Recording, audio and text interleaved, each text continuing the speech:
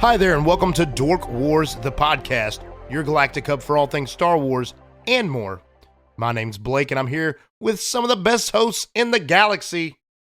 The funny one, Wesley. Say I remember no Dork Wars. The commentator, Andrew. Aye, Captain. Initiating babysitting sequence. And our Jedi archive, Dietrich. It's probably because I'm from a peaceful tribe. Well, guys, if you're listening to this right now, you can tell that my voice is yet again in the dumps. A couple episodes ago, I feel like I had the same issue, so I'm going to go on and apologize for the crappiness of my my sickly voice. Sorry. It's okay, Blake. Thank you. I really appreciate that, Andrew. Maybe, look, I'll tell you, it would mean more coming from a Star Wars podcast critiquer than you right now. Hey, quick poll with the group. Does anybody just not feel the same anymore? Anybody just really not? Yeah, I'll be honest. You have changed, Blake. You sound completely different. I do, but that's because I'm sick. That's different. I think you've changed. But yeah, we got our first negative comment this week on Spotify. I was pretty stoked though. I think it's a milestone for us. It's on our way to the big times. We're famous.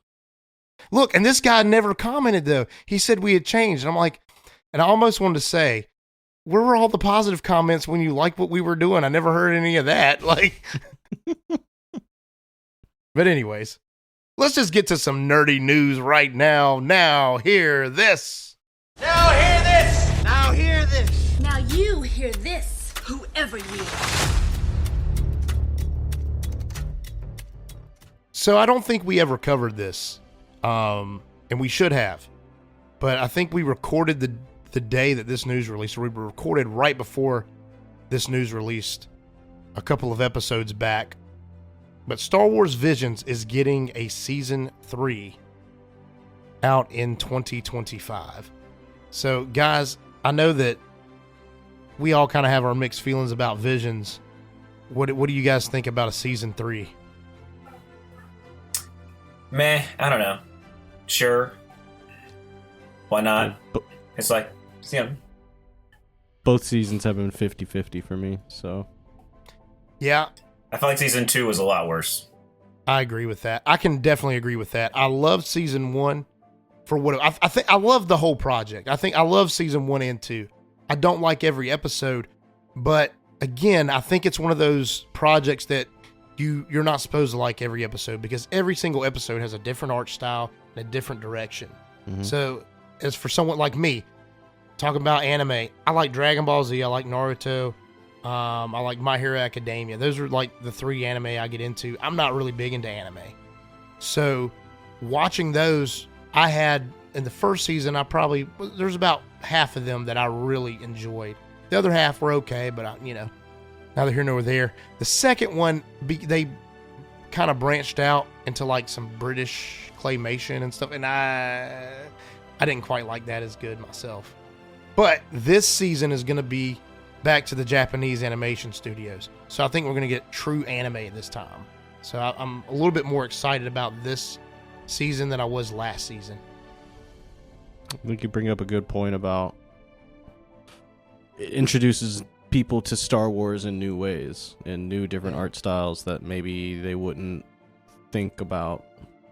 Right. And I'm not dinging claymation. I love claymation, like Chicken Run, Wallace and Gromit, all very good stuff. But I just don't, when you're talking about Star Wars and like, I just it didn't do it for me. No, but I mean, I know a lot of people that, well, let me rephrase that. I'm sure there are a lot of people that, maybe kids now that watch anime but don't watch Star Wars. And since, like, I don't know, you got a nephew or a niece. You got a nephew or a niece that's watching Star Wars and you just suggest them the anime. You know what I mean?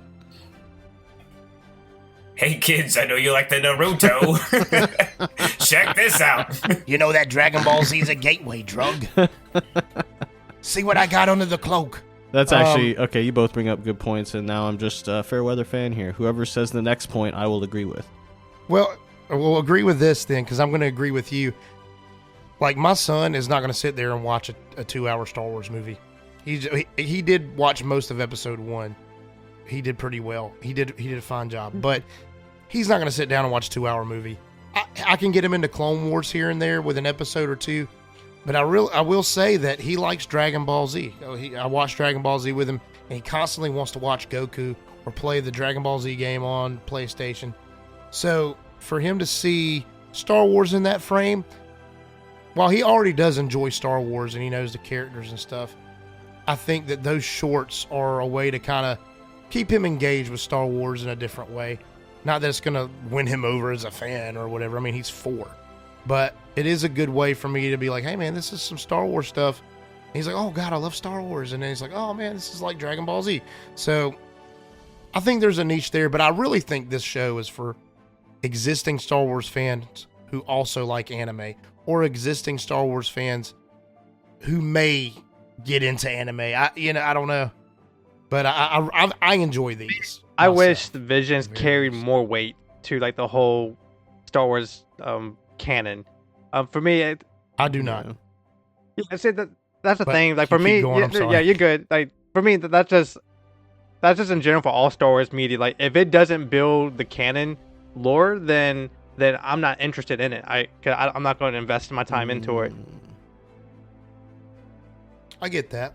And there are a lot of people who are like that, and that's Star Wars Legends. If you go back to the EU, like most of the EU is like side stories. There is like a main branch of EU stories, Legend stories. That is. Well, I'll say this, Wesley. Right now, or at least what I hear is you're like kind of big into the High Republic stuff, which is mostly in comic form, if I'm not But it is in incorrect. comics, yeah. Sometimes that stuff gets overturned every so often, and whoever takes on the next bit of comic run sometimes overdoes what the last bit did, and then sometimes there's a movie that's actually a live action that counteracts it or whatever. Yeah, I'm just saying, don't get too attached, because you never know with those comics, the comics are the first things to get overwritten pretty quickly. Hey Wesley, there's no Santa Claus, by the way, too. I just want to bring up a point that I think that Wesley made a really great point, and now I agree with Wesley, and I hate Visions. I think Visions is great. 2025 is going to be a fun year. The only 2 Star Wars projects right now for 2025 are Andor Season 2, which comes out in April, and Visions. So hopefully we get some more Star Wars stuff coming down the pipeline that they just haven't shared with us yet. In other news, we have the first look at James Gunn's Superman. The trailer dropped. Was it today, Andrew, or was it yesterday? Do you know? No idea. I saw it today. So Yeah, I saw it today as well. So I don't know if it dropped today or yesterday, which it doesn't matter because you're not hearing us when we're recording this. This is probably a day or two later. But we just saw the Superman trailer. I thought it was a pretty epic looking trailer. What do you guys think? I didn't know anybody cared about Superman. I don't think anybody's ever thought about it or talked about it before. But maybe I'm just an idiot. But I don't know. I saw the trailer and I was like, what? Superman has a dog?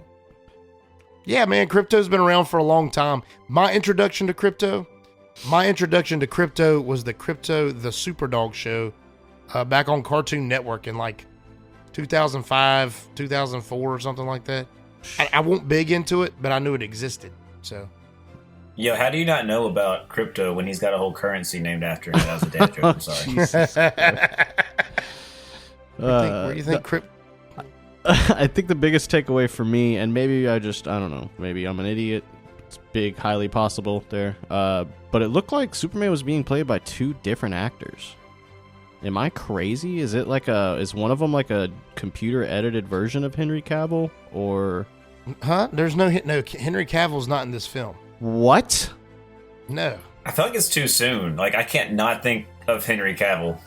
It literally looks just like him. There's literal scenes where it looked exactly like him, like when he was Superman laying on the ground. Yeah, dude. I will say he did bear a striking resemblance to Henry Cavill when he's laying in the snow. See. But no, there's no Henry Cavill in this movie. Because then when it goes back to the other scenes you can tell it's not him, but I swear it was him in the snow. You know, Superman looks a lot different with his glasses on, doesn't he? Yeah, I guess it works. I'm an idiot. So David Corn Sweat is the one that's playing Superman. All right, well, disregard everything I said. You said David Corn Sweat? What? David now? Corn Sweat. Corn Sweat. Corn Sweat. David Corn Sweat. David Corn Sweat. That's a name. CORENSWET. Perfect name for a farm boy. That should have been Clark Kent's name. David Corn Sweat. David Corn Sweat. Clark Corn Sweat. And there's still, hey, look, and there's still alliteration. Clark Corn Sweat still works. Clark Corn Sweat, dude. It kind of rolls off the tongue better, too. Clark Kent. Sounds Pretty like on the Clark nose, though.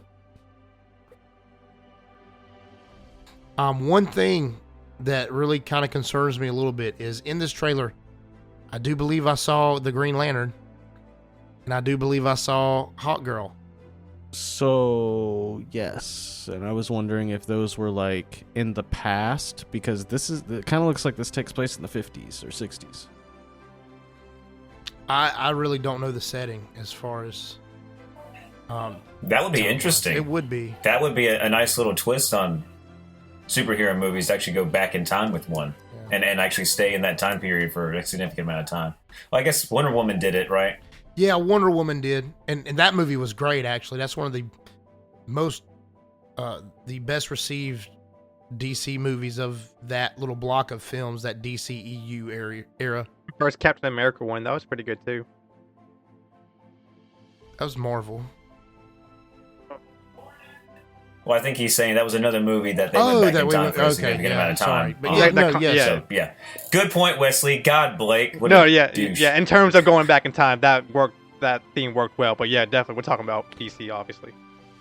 But Captain America did do that very well. That was probably the first superhero film that we had that kind of went back to the roots of the character in the time that they were originally written. So I'm looking at the people that are in it, and it's crazy. There's so Lex Luthor was shown a lot, so people probably know that. Right. But Anthony Carrigan, the guy who's in he's like a bald guy who's really funny, foreign, that plays in, oh my god, why is it Barry? Have you ever seen the show Barry? It's on HBO. It's I have not. Okay, well, he's hilarious. He's playing Metamorpho. There's also a guy that's playing Mr. Terrific. And Nathan Fillion is Green Lantern. So it's going to be a superhero movie or a Superman movie, but it's going to have a lot of other characters. And that's a nice little twist instead of just being another origin story. Yeah, I'm hoping we don't, because we do see in the trailer, we see Clark Kent put his hand around his dad, it looks like. I'm hoping that's a flashback. I don't need another Superman origin story. It's like Spider-Man, dude. We've seen it 1,000 times. We've probably seen more Superman origin stories, to be honest. Stop killing Uncle Ben, you guys. Yeah, stop killing Uncle Ben. Stop killing Jonathan Kent. Like, we get it. We know they die. I didn't know Mr. Terrific was in the movie. I didn't catch it if it was in the trailer. But he's kind of like Mr. Fantastic from Marvel. He can stretch really long and stuff. I think that's what he does. No, that's not him. No. That's God, I can't remember his. That's not him. Mr. Terrific. He was the black guy in the trailer. The guy with the black mask. Eddie Gathegi. In the force field. That was Mr. Terrific. No, he doesn't stretch. I'm sorry. That's my bad. I actually don't know his powers off the top of my head, but he's like a. Are you talking about Stretch Armstrong?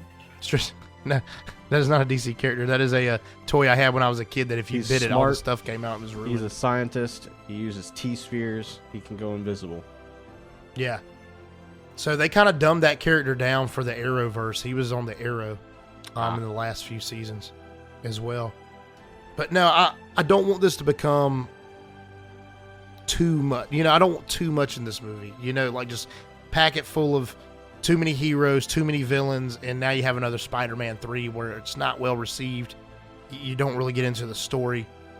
But at the same time, if they pull it off, they pull it off. So I'm excited for it.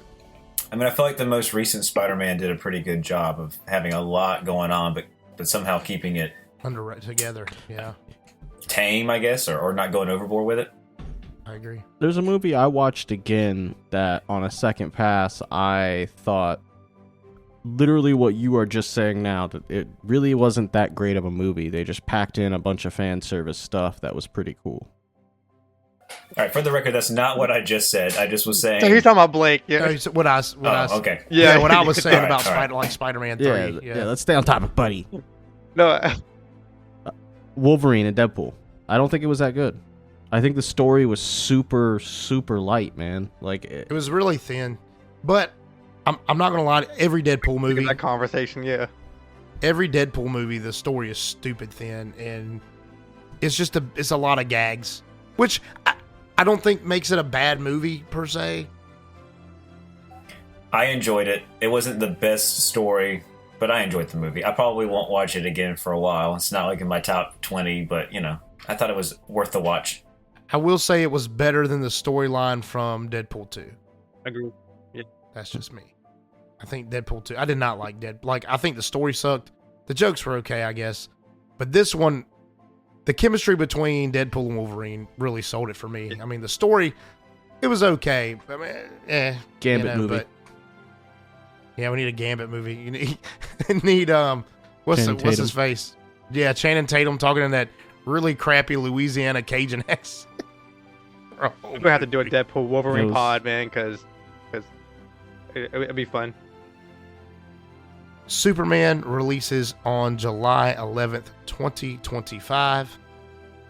We're talking about that movie that's not coming out for 6 months. Take a look at what movies are coming out this year. Yeah, but I mean, it dropped the first trailer. The news.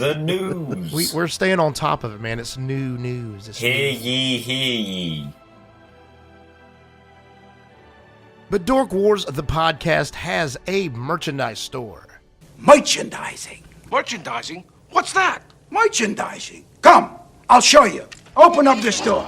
We've got Dork Wars the hoodie. We have Dork Wars the t-shirt, Dork Wars the coffee mug, and we even have Dork Wars the turbo laser.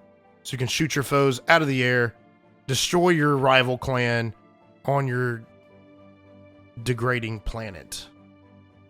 We actually do not have... Sounds like an ad for a mobile game. Destroy your clan. Ally with your friends. Star Wars Team Fortress 5. You download it because it sounds cool. It's completely different animation. There's no animation. It's not. There's no animation at all. Oh man. That being said, there is a Dork Wars app that should be out in about a week.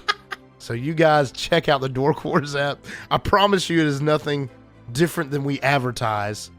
But we'll get into that in a minute. Check out dorkwarspodcast.com. There you can find our merchandise store. There you can find everywhere that we do our podcasts. Spotify, Apple Podcasts, Deezer. Those are just the ones I can think of, but there's a million more, and they're taking a million more off of the market every day. That's why I can't keep up with them. They change the names. Some of them just close. But Spotify and Blake Apple just are said always D's here. for the record. Do what? He just said D's. He did. I was It's waiting Deezer. for a D's. No, it's Deezer. No, Deezer. Deezer is the one. D's nuts. Is this real? Deezer these nuts. But there you'll find the Dork Wars podcast merchandise store. Pick you up something fun. We have fun hats. We have fun t-shirts. We have all sorts of stuff for you to lighten up your life with. Get your little Dork Wars merchandise, wear it out, show your Dork Wars pride. And like I was saying earlier, we do have the app that should be coming out on Google Play Store this week, actually. I don't know the exact date. I probably should know that. But by Christmas. It should be out by Christmas. So, and it's free. So if you want to get your loved one something for free, give them the Dork Wars app. There we'll have all the same stuff. We'll have links to where we podcast. You can actually listen to our podcast right on the app. Link to the merchandise store. You can buy stuff right on the app from the merchandise store. It's going to be pretty cool. So check that out as well. Dork Wars, the podcast, is part of the Subculture Podcast Network. This show is part of the Subculture Podcast Network. For pop culture and entertainment podcasts, go to bio.link/subculturepodnetwork. Prepare to be entertained. So tonight, the Dorks are talking about Skeleton Crew Episode 4. Can't say I remember no ad-hadden. Can't say I remember no. Stay together. We just need some directions home. I need you to take the controls. Okay. Neil? Neil? So before we get into talking about this episode, I want to give a spoiler warning. I didn't do it last time. Maybe that's why that guy was so mad. Andrew astutely pointed out to me that I didn't give the spoiler warning last time. It's your fault. Maybe that guy, the guy that gave us a negative review got spoiled, and it was all our fault. It might have been it. So if you have not seen Skeleton Crew episode 4, can't say I remember no At-Atten, turn off Dork Wars, the podcast, go check out the episode, then come on back and listen to what we have to say. Attention. Spoilers. All right, guys. So what are we thinking about Skeleton Crew episode 4 in general? What are our general thoughts here? Wesley, let's go to you first, brother. It started kind of slow. It took me a while to really get into it. And yeah, that's generally how I feel about the episode. And I thought it was good. I'm glad that I think Jod has the most interesting story, and I think he's probably the most important character. But I think that I'm glad the script writers are focusing on the kids and telling the story through their perspective. So I appreciate that. I think Neil Nation would disagree with you on Jod being the most important character. But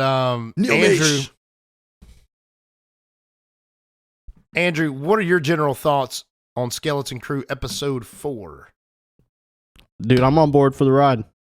The only negatives I really have to say is this is following the fucking formula. This is absolutely a filler episode with some important information. That is absolutely what this is. But I think this is the best example of a Star Wars filler episode. Because in my opinion, it was packed full of a lot of good shit. I'll leave it at that. We'll talk about it more. Dietrich, your general thoughts on Skeleton Crew episode 4? All right, so in reality, I agreed with like 90% of what Andrew and Wesley have said, but for the sake of argument, I'm gonna argue and say this was actually a fantastic episode, and it continues a theme throughout the series that is kids versus adults and who is right. So in that way, it continues the story kind of subtly, more subtly than it had in the past, where it was just, explosions, combat, whatever. This is taking a turn, and I don't know that it's necessarily a filler episode. I think it just slowed down. I think it's got some really great moments. So for my general thoughts, I'm going to agree with Diedrich quite a bit here. I think we get so used to what we call the mid-season finale. So this is the halfway point. This is episode 4. There are 8 episodes. Usually, the mid-season finale has like a big something happen at the end of the episode. Well, we just had 3 very action-packed episodes. Like, a lot went on. We have a lot of information thrown at us, and I think it's thrown at us in a good way. I don't think there's too much being thrown at us in those first 3. And again, this pod actually might seem a little lacking because we covered 3 episodes last week and only episode 4 this week. But I think that it does continue the story. You have the kids finding out more and more about the mystery of At-Atten and why it's important. What is At-Atten's history? And we don't quite find out a lot about Jod in this episode, but we do find out a little bit, and I think he might be the most important character in this show, thematically, I guess. And I do agree with you guys that seeing it through the kids' eyes is a cool thing. So I think it continues the story. It does slow down quite a bit in terms of kind of pacing. It's not as fast forward. Let's just keep going, punching through. It's not as even though there's like these like child warrior people. It's not as action packed as the last three, but it didn't have to be. Just because it slows down doesn't mean it's not good. It means it's being paced. So those are my general thoughts. So let's get right down into the nitty gritty here. Man, we've got child soldiers on this planet of at Akron. That is the name of this planet, we find out. And we got a whole weird tier system here. I think I guess the resistance of this planet, I guess you can say, is that what they call themselves? It's the Triage or something. Triage. Yeah, I think that's what they called themselves. But I didn't get the vibe that they were a resistance. I got the vibe they were more like a rival group, and that there was no one central control of the planet at all. It was you're going to have several different bands of warriors. It reminded me a lot. I kind of disagree. Well, it reminded me a lot of like African child soldiers, and you would have the general who was an adult, but you would have like all of these 14 to like 17-year-old kids fighting your wars. Now they were a little younger than that in the show, but on Earth, the analogy there would be But similar. when they weren't out in the wild, there were like well-developed, huge developments of houses. So there's definitely some higher... Hold on. They had been abandoned. They were no longer we don't know houses, that. really. I mean, Well, on this part of the planet, there definitely isn't. I don't know about the whole planet. I know that with Star Wars... Fair. With Star Wars most of the time, and I think they should break away from this, you get one snapshot of a planet, and it turns out the whole planet's that way. If there's one part of the planet that's in war, the whole planet's at war. If there's one part of the planet that's a tundra, the whole planet's a tundra. It's things like that. So I think with the history of Star Wars, you can kind of infer that this whole planet's probably murky, busted up, and polluted. Now, maybe this is a snapshot of this little part of the planet and there's stuff going on outside. I don't know, but I don't really think so. I think it's fair to say we don't know, but from everything we do see, it seems like everything is really backwards. Everything is in ruin. They're struggling to survive. Most of the populations live in small groups that are like clans. The one we follow is particularly young, but that might be just because they were in a school. I think there's a link there between the ages of the population and the fact that they're holed up in a school. I think it's also interesting that on top of the school is this huge, gigantic, either artillery piece or turbo laser or whatever it is. It's kind of crazy to sit on top of the school. Yeah. But that could have been, done after I don't know that a war it was broke out or whatever. There. But I think this is a good point to mention that at Akron, which is the planet that we're talking about, is related to At-Aten. It's one of the 9 jewels of the Old Republic. When they got the coordinates from Kimchi and her stuff, it took them to this planet. And we find out there's 9 jewels of the Old Republic, all have at something names probably. And this, from what we see, the ruined structures look a lot like At-Aten's. It looks like a cookie cutter kind of, all the architecture is the same, like the stairways and the broken house kind of look, the remnants look the same. The windows, we even see like the remnants of a little mural on one of the walls, kind of like we saw in Fern and her mom's house back in the first episodes of the show. Like that. So, yeah. They also had a tower. Also have a tower. They have the school. The archive place is what used to be their, I can't remember, their administrative building or whatever. Which is a really interesting thought. I mean, are we talking about cloned planets? Not, obviously not. But are we talking about planets that were built all within the same time period, all with the same architecture, all with the same designs? Or are we talking about the same mission? Somebody with art that they just couldn't pay enough money and reproduce new architecture, so the art department had to just pull At-Aten? Man, the way that they go about it, calling this Akron, naming At-Akron and At-Aten as 2 of the 9 jewels of the Old Republic, they're supposed to be related. And does it save on budget? Well, I mean, maybe they all were at somethings, right? So I don't think it's a coincidence that the architecture is the same, and kind of the the structure of these places are the same. Why would it be the exact same? I think it's definitely alluded to that's important. I think essentially they were built by the same peoples. I mean, they were sent by the Republic, and they have the same. I think it's going to be revealed that they have ultimately the same mission, whatever the mission is. And clearly, it failed on that planet, and possibly at Athens, the only one where it's seemingly successful. That's why they got all the gold. That's why it's the treasure planet, man. Speaking of treasure planet, SM-33 really gives me God. You remember the robot from Treasure Planet? I can't remember the name of the robot from Treasure Planet. Ben, Ben from Treasure Planet. If you remember in that movie, the robot has lost his mind. He knows where the treasure is, and they kind of fried his wires so he didn't know where the treasure was. That was a Disney movie as well. So I think SM-33 it's a good connection between SM-33 and that robot from Treasure Planet. That is a plot device Star Wars has used a couple of times now, I believe. That the robot all of a sudden somehow remembers something it was either told to forget or... Yeah. Well, they've done that. They've done that with 3PO. They did that in Rise of Skywalker.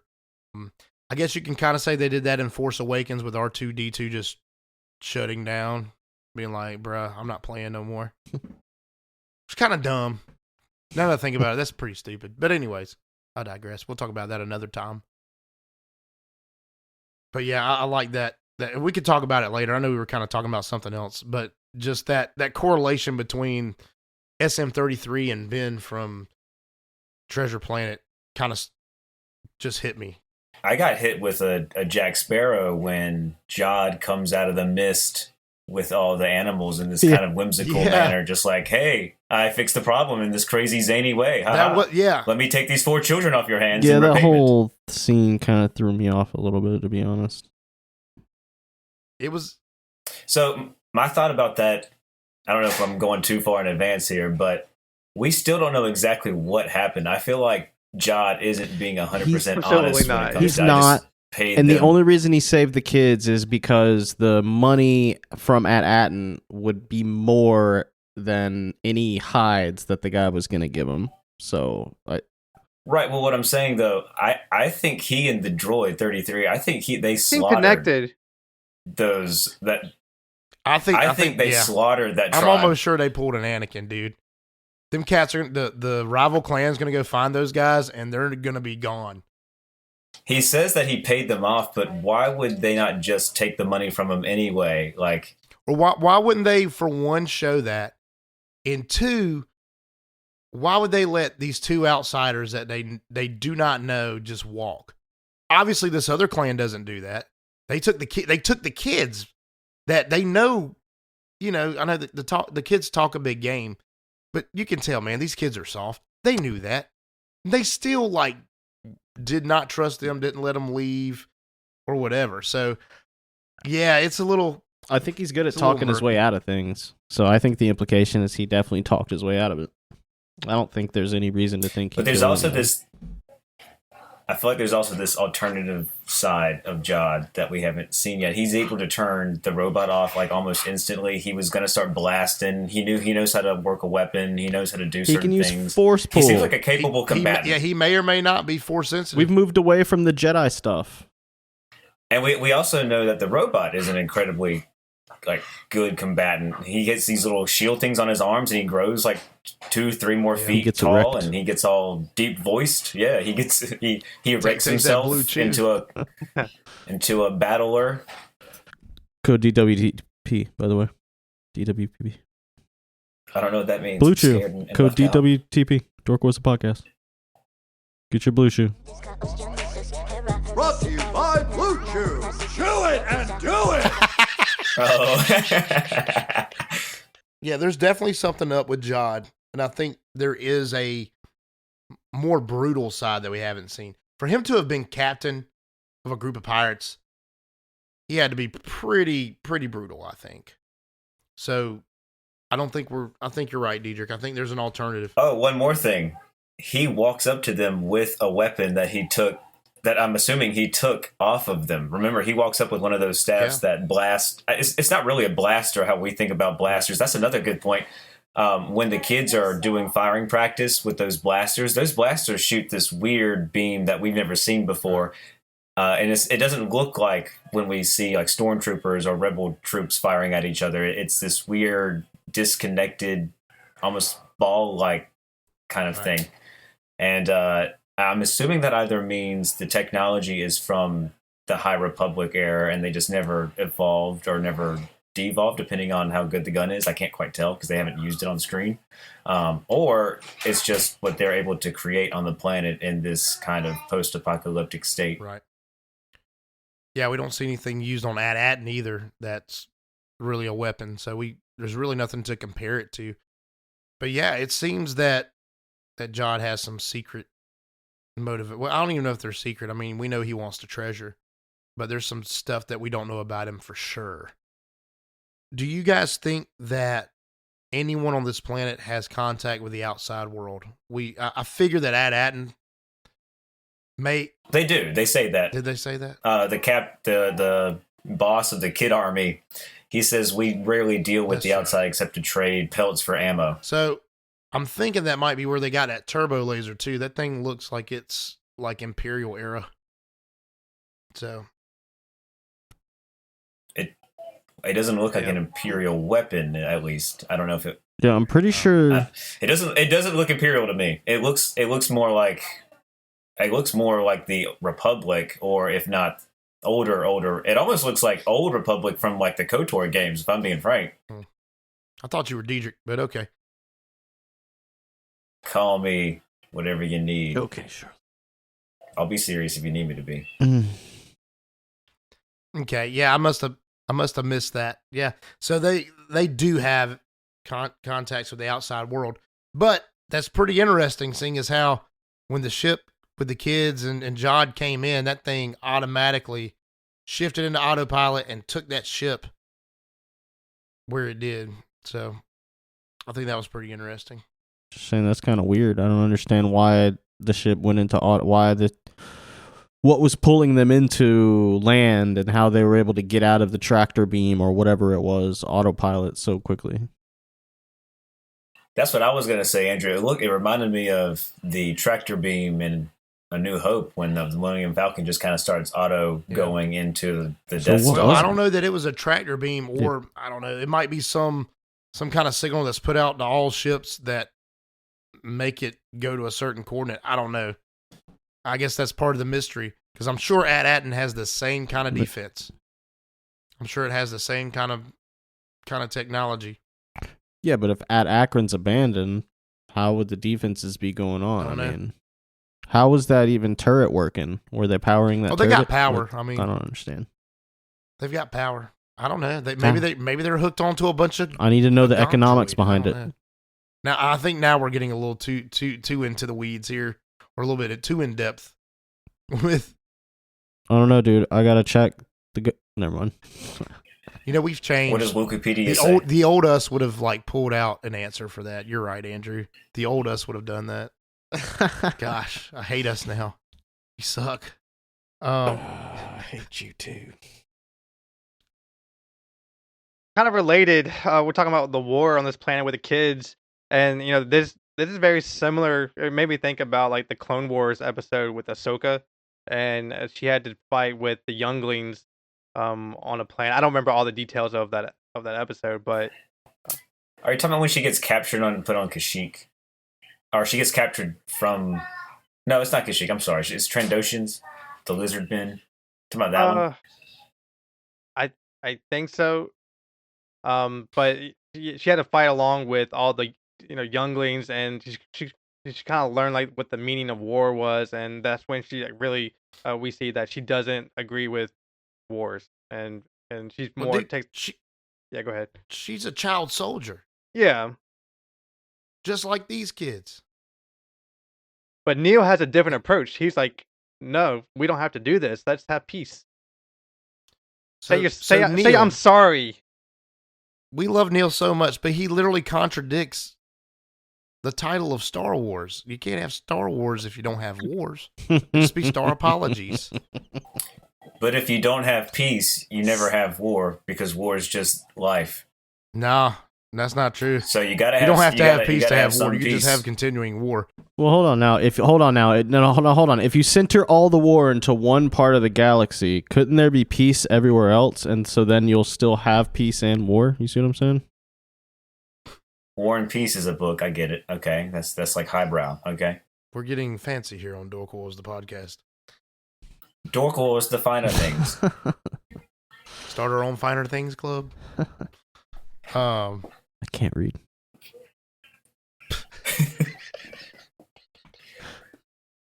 But dude, Neil's moved on from his little girlfriend too. Like, I do see where he's coming from with the apologies and Okay, all right, that was weird. I just gotta call that out. That was one thing that was a little weird. You got to give Neil the love interest. I love Neil to death, but that was a little bit. It was an emotional connection. She feels the same way about Neil that a lot of us do. We love that little guy. Yeah. I'm not dating him. We all love Neil. I don't want to kiss his trunk though. Look. Okay. I would. I think that it's weird that we skipped right past the fact that they treat kids as adults on this planet. Oh, that's just Star Wars, dude. Star Wars. Every child in Star Wars is treated like an adult and has to go fight people. Weird hierarchy of like the grown-ups kind of took a back seat and let the kids do the bidding. Like, Right, but well, in a way, that's what the kids want. They want all these adventures and excitement, and it's a reflection of, oh, well, this is taken to the extreme. Here's what Give we them end a up gun. Go invade. So I think that Wim especially, and Neil a little bit, and then Fern and Frickin' BD Wim. learn that we wanted all these adventures. We wanted to have adventures. We wanted to find something fantastic. We wanted to be Jedi, this, that, and the other. And they found out maybe they don't. They just want, just want to be home. That now they just want to go home. Yeah, you got the Wizard of Oz effect thing going on here. They're not in Kansas anymore. They're in the land of Oz, and people are shooting other people. Kids are shooting other kids. It's not a lot of fun out there. So I don't blame them. So they're definitely going to another planet, right? To see if they can find the coordinates on another planet. I feel like this is going to end up being kind of a chase the MacGuffin around these 9 planets. How many planets 9 is it? jewels. I don't think we'll get to all 9 9 of them. I don't know if we'll get. I don't know if we'll get to any more of them. Actually, I don't know. I mean, how are they going to get to AT-AT? So we know that SM-33, he's programmed to know the coordinates, but then he have that self-defense mechanism where he won't share any information about it. So he might be the key to figuring this out. So they're gonna end up having to go to somebody that Jod knows who can decipher the texts, or maybe what's her name? The girl with the Cyclops there with the BD. Nah, the girl with the glasses. That's her name. Oh, BD. No, not BD. KB. Sorry. KB. BD's the droid from Fallen Jedi. Fallen Order. Jedi Survivor. I'm sorry. BD, KB. I mean, come on. So I don't think any of the kids other than Neil really got a big character arc this episode, which is fine. I don't think every kid needs their own. Oh, I think arc every time. What's the captain's name? Fern. Yeah, when she had a quite emotional scene in this episode, and I think that's one of the points in the episode that makes it good is the little bit of a chance to slow down and check in with the kids on kind of an emotional level, and I think we do to a degree check in with Neil and Fern. BD seems kind of KB. robotic to the situation, which I think. Excuse me, y'all That's my fault. Yeah. BD. So KB's a little emotionless, but it makes sense that she seems somewhat robotic or somewhat enhanced by if you whatever notice, she's got going on. sometimes she can't even realize. She doesn't even realize she's in danger. Like you see people pull her out of the way a whole lot. Yeah, in I the can't danger figure her out situations. yet. Yeah, I can't. I can't wait to figure out. It's like, what is she her a deal is she humanoid or is she robot? Oh, she's definitely human. Remember, she's got 2 minds. I believe Yeah, she's she like, takes the glasses off. She's and pretty much stuff. like Lobot. Lando's right-hand man Lobot. on Cloud City. Is she not basically, that guy, but a child She's form? low KB. Low Instead of KB. low bot. Oh, Low K-bot. And we even see, I forget the main, who I thought was going to be Wimp. Wimp even has the moment he's like, I just want to go home. So I think there is a certain degree of a character arc amongst even the most ardent adventurer. Can I just say, though, can I just point out that, yes, that's all good and fun, except for the fact that the only reason they're freaking out is now they think they can never get home. That's the only reason. Well, guess what? That's when I would start freaking out too. Oh, really? You wouldn't have freaked out when you were hanging outside of a spaceship that was flying up into space? You wouldn't be freaking out when you were getting shot at multiple times in multiple different planets on an asteroid? Kids can't think about their actions in a long-term manner. They only think about, like, I'm talking about in the moment. Like, all those times were plenty of times to freak out.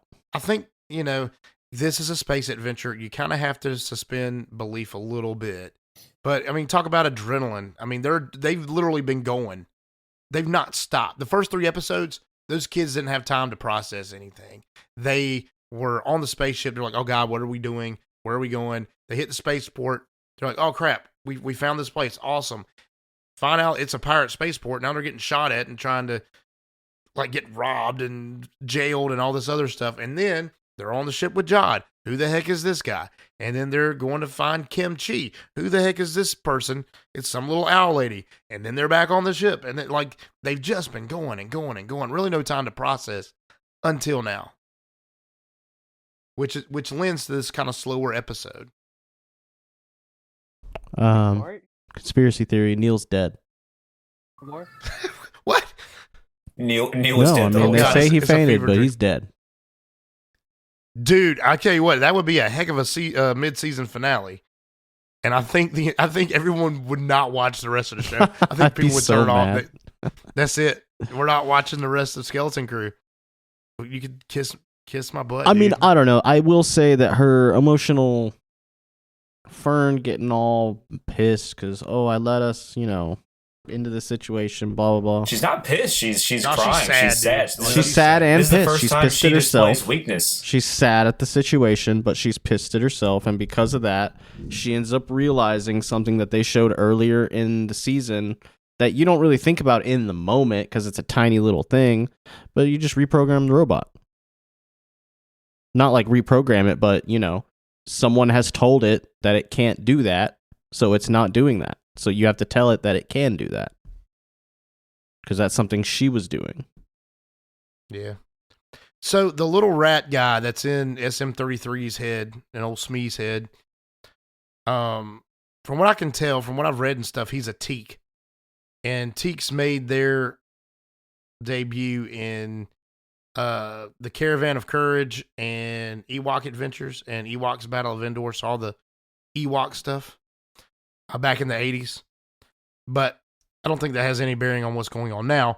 But if you notice when SM-33, when he's programmed to say, we hear him say, I can't remember no AT-ATN, or I don't remember no AT-ATN. He says it. We've heard him say it a couple times in the series, but he says it like 5 or 6 times in this episode alone. That little rat, anytime something's going on with him, that little rat goes in the back of his head.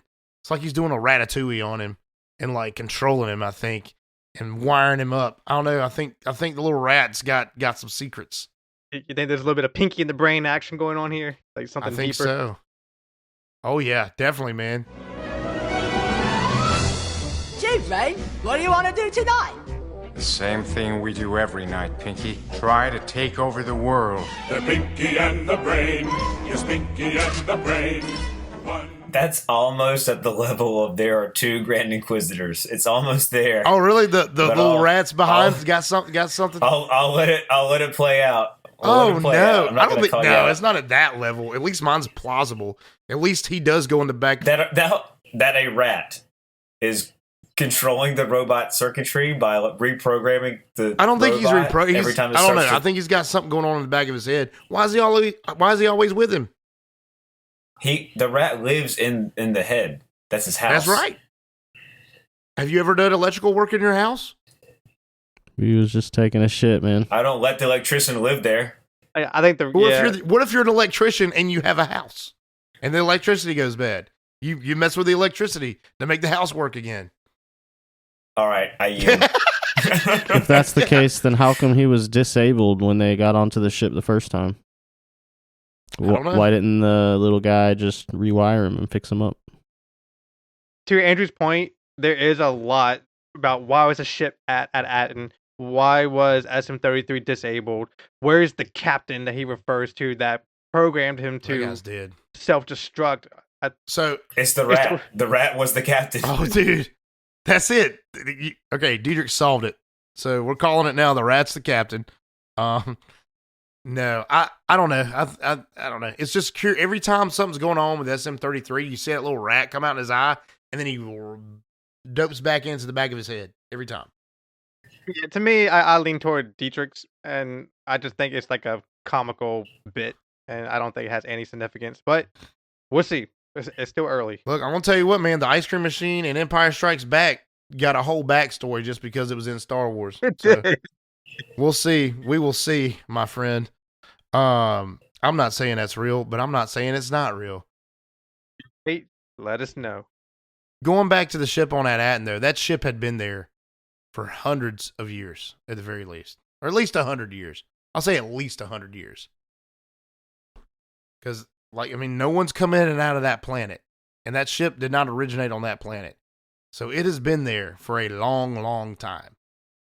So any humanoid, I guess a Yoda person or a Wookiee would be alive, but I think most species in the galaxy have a human-like lifespan, or nothing too exorbitant over that.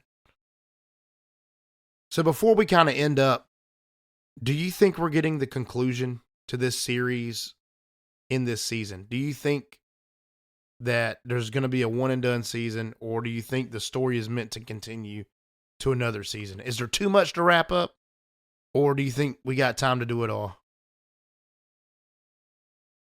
It depends on, we still don't really know what the story is, and that's kind of the hard part about answering this question is it just a let's get the kids back to Atten? Is it a what is going on at Atten? Is it a grander pirate story that's going to be a part of this Mandalorian movie? I could see it being like a gateway to a whole new trilogy. Atten being the answer to a failing empire, a failing New Republic, or a thriving New Republic at least.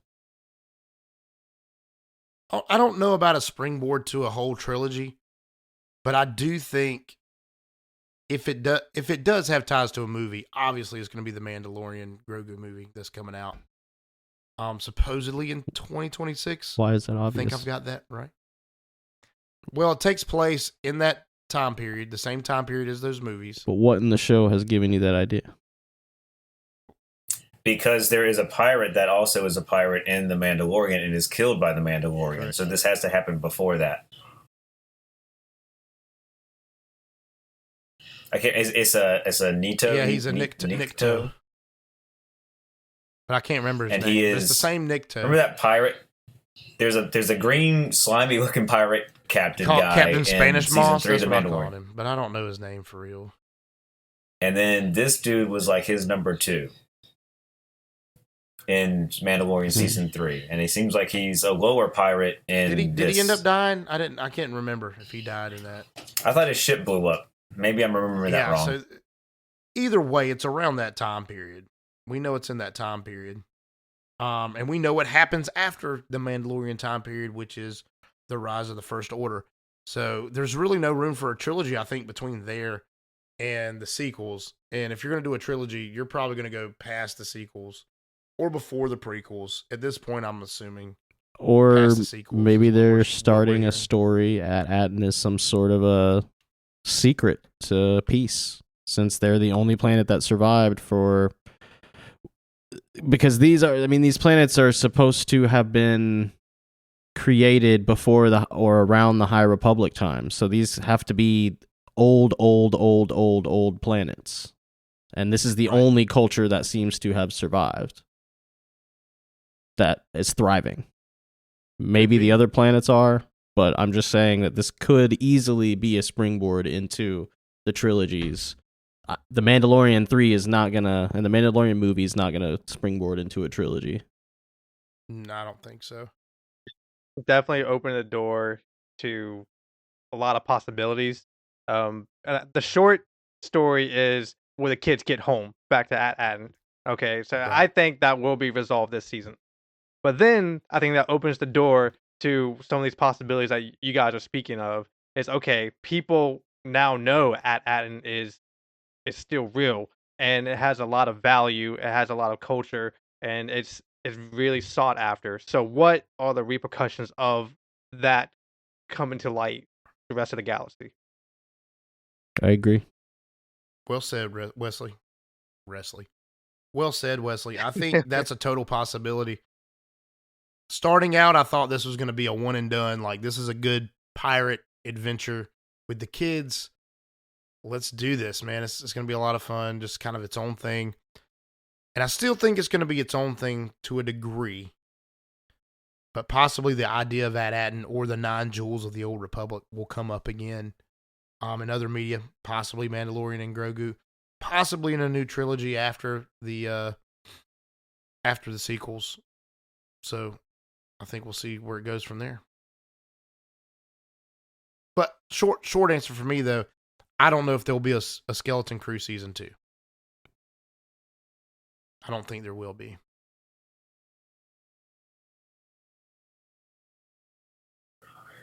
I hope there will be. I think it's one of the better things. If anything's going to be getting more seasons, I think this has the highest potential to do unique stories. Okay. To watch the kids grow up, the kid actors. I don't want to see the kids grow up because I think that would be really boring, personally. So, I'm kind of with Andrew on this. While I do love Skeleton Crew, and I think it is the best Disney show since Andor season 1, I don't know that I want more of it per se. I mean, maybe I do. I don't want it to get old. You know, I want it to be good, but I don't want it to get old. You know, it's like the Goonies. You ever see Goonies 2 where all the kids grew up? No. Did you ever see E.T. 2 where little Elliot grew up to be some kind of douchebag lawyer or something in the 90s? No, you didn't see that. I don't know if I want to see the kids grow up, to be honest. Maybe down the road, I mean, see what happens, or if Neil's force sensitive, you know, maybe see him become a Jedi.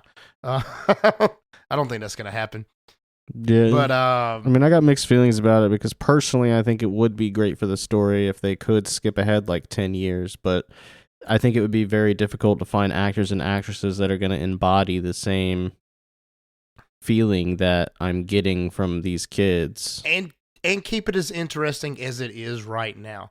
The longer you play the story out, I think the more boring it gets. And when you get bored, you end up putting weird things in the story and jumping the shark, right? We've all heard of jumping the shark. Famous on Happy Days back in the 70s.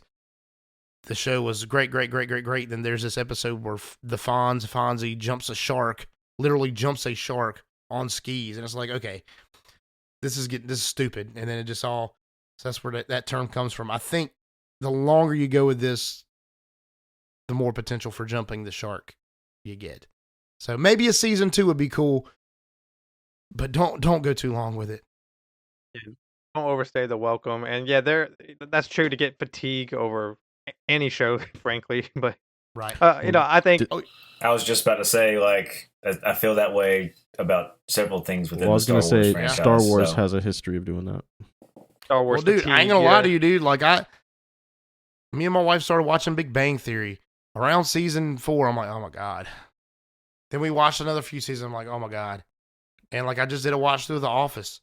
I got through like the first 4 seasons, which I loved to death.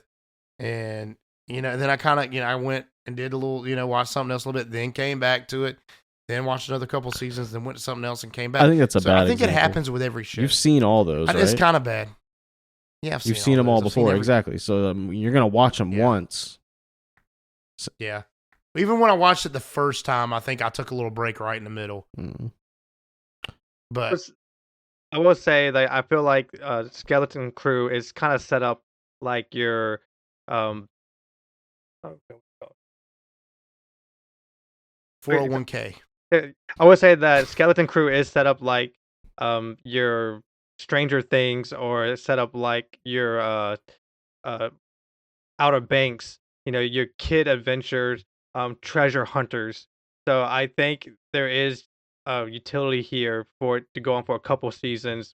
They're seeking treasure or seeking something across the galaxy. I agree. Very good. What if the treasure that Atten has is the friends they made along the way? Well, I mean, it will be, because there's no way he's going to get to Atten and get some sort of a treasure and then get out. I mean, there's all those people live there. They probably have some sort of a defense system. Prisoner, guards, police. We're going to figure that all out, I'm assuming. Let's go on and get into our ratings for this episode of the Skeleton Crew. Wesley, what do you rate the Skeleton Crew episode 4? I don't remember Atten. I'm going to go on the record and say going first is difficult because it puts a lot of pressure, and I don't want to set the tone.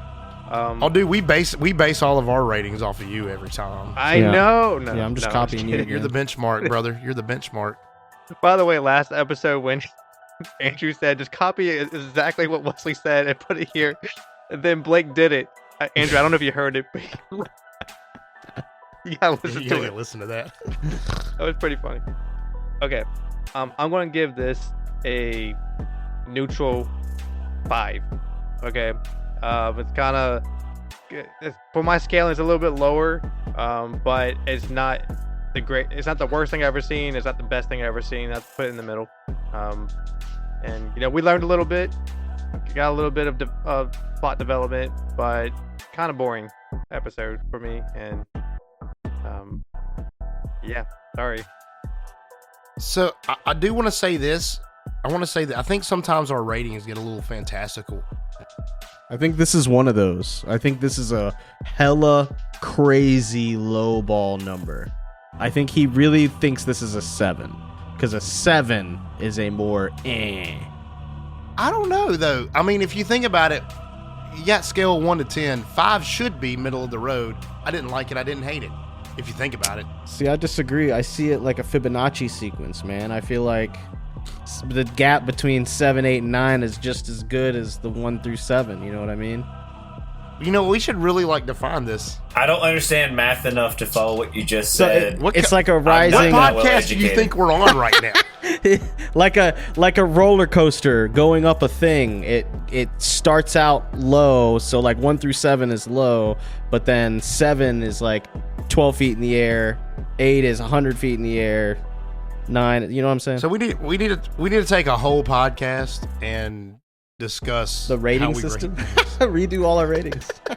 Redo all the ratings. I guess you're right. I guess 5 is acceptable. That makes sense, Wesley. So Andrew, what are you giving Skeleton Crew episode 4? Don't copy Wesley this week. That's terrible. That's a terrible take. Opposite of what Wesley take what Wesley said and do the exact opposite. Yeah, literally put it in reverse and put it right here.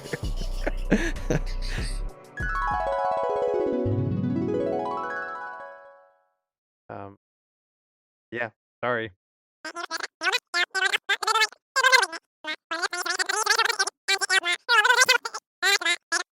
I'm going to give this a neutral 5.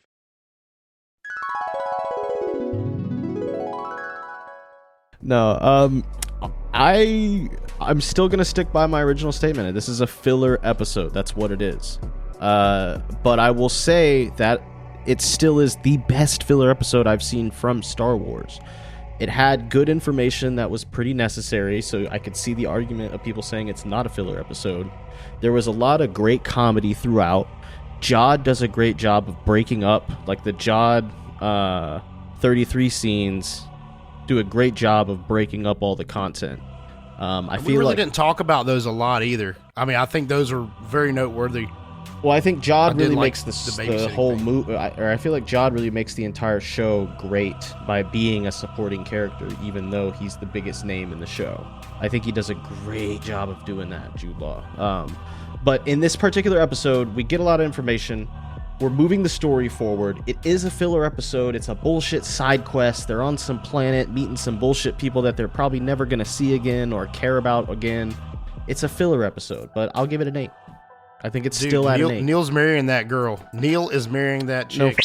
fucking way. We're not going to see these people again. We might see her, but I think that this is a solid 8 still. I think it's still moving the same way that it was before. I don't think it's any worse than it was. I'm going to keep at an 8. Alrighty, Dietrich. What are your thoughts? Your rating for episode 4 of The Skeleton Crew?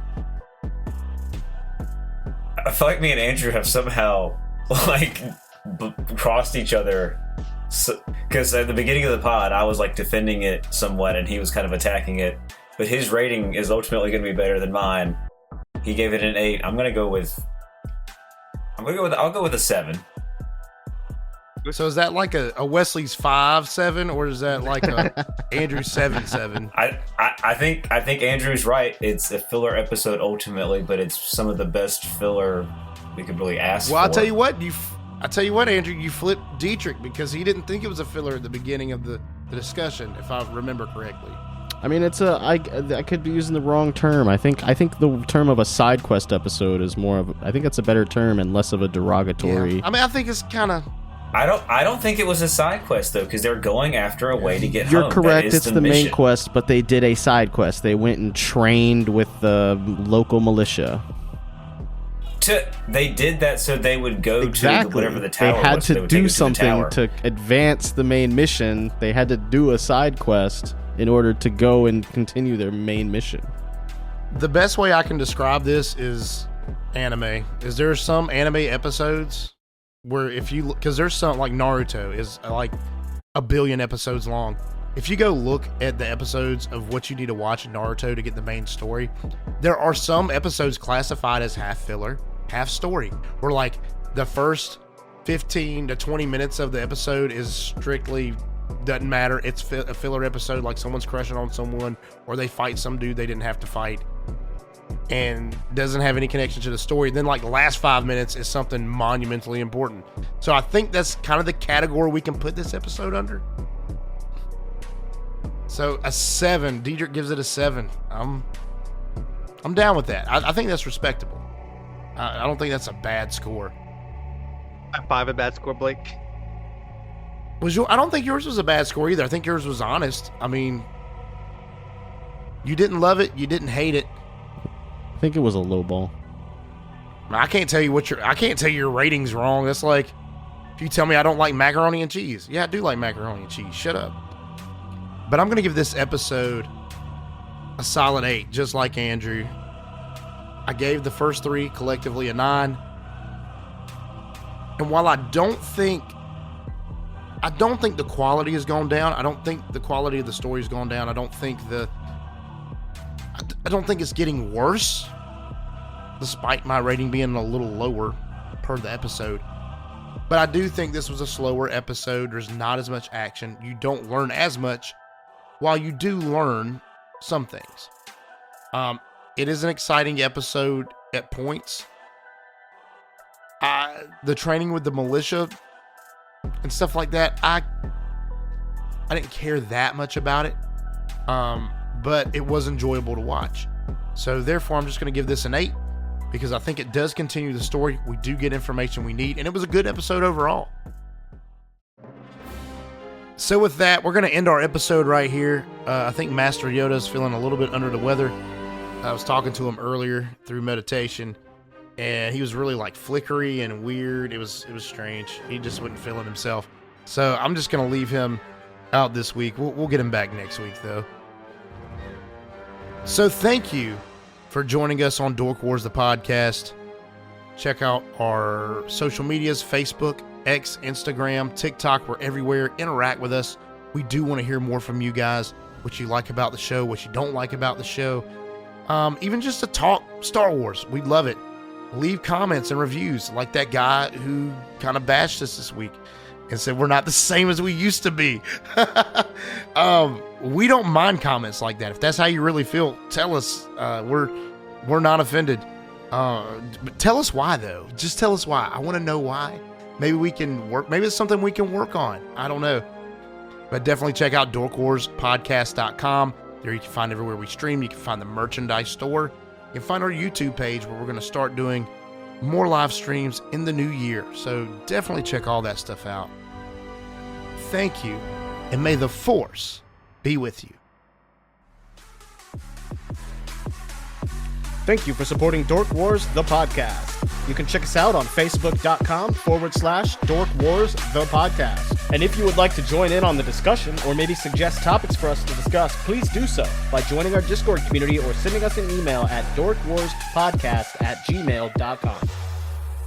This has been a Andrew's distracting me by kissing his mic, and I just can't handle it anymore. I had to say something. production.